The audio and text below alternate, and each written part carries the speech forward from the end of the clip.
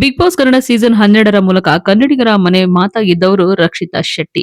ದೊಡ್ಡ ಮನೆಯಲ್ಲಿ ತಮ್ಮದೇ ಆದಂತಹ ವಿಶಿಷ್ಟ ವ್ಯಕ್ತಿತ್ವ ಮತ್ತೆ ಸ್ಪಷ್ಟ ನಿಲುವುಗಳಿಂದ ಪ್ರೇಕ್ಷಕರ ಮನೆ ಗೆದ್ದಿದ್ದಂತಹ ರಕ್ಷಿತಾ ಅವರಿಗೆ ಶೋ ಮುಗಿದ ಮೇಲೆ ಸಾಲು ಸಾಲು ಸಿನಿಮಾ ಅವಕಾಶಗಳು ಹುಡ್ಕೊಂಡು ಬರ್ತಾ ಇದೆ. ಸಾಮಾನ್ಯವಾಗಿ ರಿಯಾಲಿಟಿ ಶೋನಿಂದ ಹೊರಬಂದ ತಕ್ಷಣ ತುಂಬಾನೇ ನೇಮು ಫೇಮ್ ನ ಗಳಿಸೇ ಇರ್ತಾರೆ. ಸೊ ಅಲ್ಲಿಂದ ಬಂದ ನಂತರ ಒಂದಿಷ್ಟು ಇವೆಂಟ್ಸ್ ಗಳಿಗೆ ಅವರು ಹೋಗ್ತಾರೆ.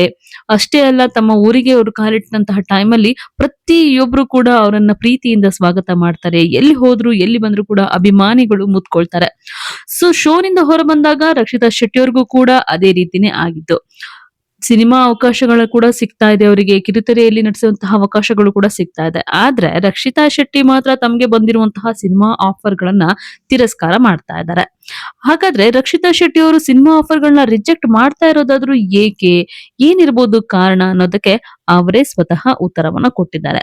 ಹಾಗಾದ್ರೆ ರಕ್ಷಿತಾ ಶೆಟ್ಟಿ ಅವರು ಏನ್ ಹೇಳಿದ್ದಾರೆ, ಯಾಕೆ ಸಿನಿಮಾ ಆಫರ್ಸ್ ಗಳನ್ನ ರಿಜೆಕ್ಟ್ ಮಾಡ್ತಾ ಇದ್ದಾರೆ ಅಂತ ಹೇಳ್ತೀವಿ. ಅದಕ್ಕೂ ಮುಂಚೆ ನೀವು ನಮ್ಮ ದಿ ಸ್ಪೆಷಲ್ ಕನ್ನಡವನ್ನ ಇದುವರೆಗೂ ಕೂಡ ಸಬ್ಸ್ಕ್ರೈಬ್ ಮಾಡ್ಕೊಂಡಿಲ್ಲ ಅಂತಂದ್ರೆ ಈಗಲೇ ಸಬ್ಸ್ಕ್ರೈಬ್ ಮಾಡ್ಕೊಳ್ಳಿ. ಹೆಚ್ಚಿನ ವಿಡಿಯೋ ಅಪ್ಡೇಟ್ಸ್ಗಾಗಿ ಬೆಲ್ ಐಕಾನ್ ಪ್ರೆಸ್ ಮಾಡ್ಕೊಳ್ಳಿ. Yes, Rakshita Shetty Bigg Boss ಮನೆ ಒಳಗಡೆ ಎಲ್ಲರ ಮನಸ್ಸನ್ನ ಗೆದ್ದಿದ್ದವರು. ಬಿಗ್ ಬಾಸ್ ಮನೆ ಹೊರಗಡೆ ಕೂಡ ಎಲ್ಲರ ಮನಸ್ಸನ್ನ ಕದ್ದಿದ್ದವರು. ಸೊ ಮೊದಲ ರಿಯಾಲಿಟಿ ಶೋನಲ್ಲೇನೆ ರನ್ನರ್ ಅಪ್ ಆಗಿ ಹೊರಗಡೆ ಬಂದಿದ್ದವರು ರಕ್ಷಿತಾ ಶೆಟ್ಟಿ ಅವರು. ತಮ್ಮ ಮಾತು, ಸರಳ ವ್ಯಕ್ತಿತ್ವ ಅಂಡ್ ಸಿಂಪ್ಲಿಸಿಟಿ, ಕಾಮಿಡಿ ಟೈಮಿಂಗ್, ತಮ್ಮ ಮಾತಿನಿಂದನೇ ತುಂಬಾ ಜನನ ನಗಿಸಿರುವಂತಹ ರಕ್ಷಿತಾ ಶೆಟ್ಟಿ ಅಂತಂದ್ರೆ ಎಷ್ಟೋ ಜನಕ್ಕೆ ತುಂಬಾ ಇಷ್ಟ. ಸೊ ಇವರು ಬಿಗ್ ಬಾಸ್ ಮನೆಯಿಂದ ರನ್ನರ್ ಅಪ್ ಆಗಿ ಹೊರಗಡೆ ಬಂದ್ಮೇಲೆ ಒಂದು ಸಂದರ್ಶನದಲ್ಲಿ ಮಾತಾಡಿದ್ರು. ಸೊ ಆ ಸಂದರ್ಶನದಲ್ಲಿ ಅವರಿಗೆ ಪ್ರಶ್ನೆಯನ್ನು ಕೂಡ ಮಾಡಲಾಗಿತ್ತು, ಯಾಕೆ ನೀವು ಸಿನಿಮಾ ರಂಗಕ್ಕೆ ಬರಬಾರ್ದು, ಯಾಕೆ ನೀವು ಬರ್ತಾ ಇಲ್ಲ ಅಂತ.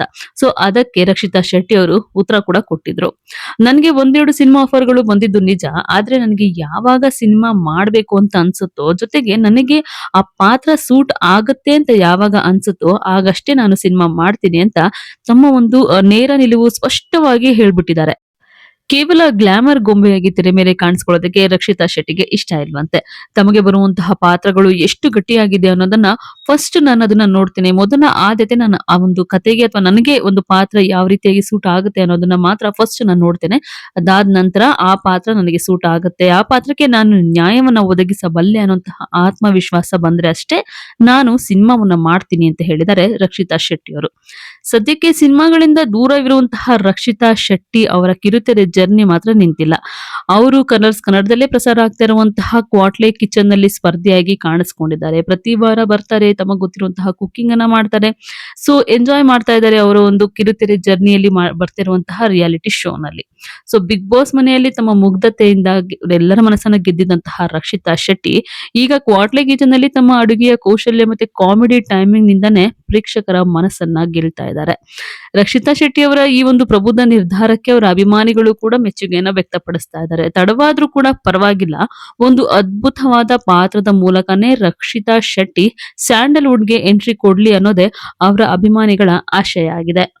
ನಿಮಗೇನ್ ಅನ್ಸುತ್ತೆ, ರಕ್ಷಿತಾ ಶೆಟ್ಟಿ ಅವರು ಸಿನಿಮಾ ರಂಗಕ್ಕೆ ಬರ್ಬೇಕಾ ಅಥವಾ ಕಿರುತೆರೆಯಿಂದನೇ ಮೊದಲ ಅವರು ಜರ್ನಿಯನ್ನ ಶುರು ಮಾಡ್ಬೇಕಾ? ನೀವು ಕೂಡ ಕಮೆಂಟ್ ಮಾಡಿ ಹಾಕಿ. ಹಾಗೆ ಈ ವಿಡಿಯೋ ನಿಮ್ಗೆ ಇಷ್ಟ ಆಗಿದ್ರೆ ಲೈಕ್ ಮಾಡಿ, ಶೇರ್ ಮಾಡಿ, ನಮ್ಮ ಚಾನೆಲ್ ನ ಸಬ್ಸ್ಕ್ರೈಬ್ ಮಾಡ್ಕೊಳ್ಳೋದನ್ನ ಮರಿಬೇಡಿ.